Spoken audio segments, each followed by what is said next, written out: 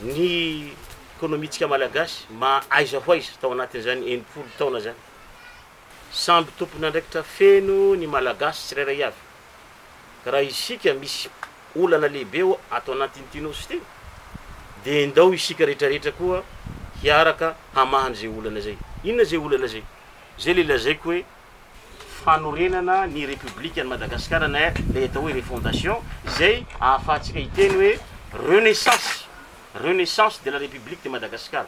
Io renaissance io zavatra goavana io satria io no itambaratsika am'lay fanambarana fa mahaleo tena Madagasikara tamin'ny 8 teo Mahamasina.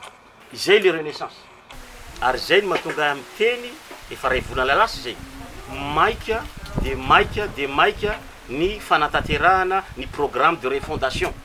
Izy mihitsy no manao fanambarana lehibe hoe tena ko filohan'ny république any Madagasikara de manohana tsy ampiambambana ny fanatanterahana haingana ny refondation eto Madagasikara na ny dinika samy malagasy miaraka amin'ny RNR.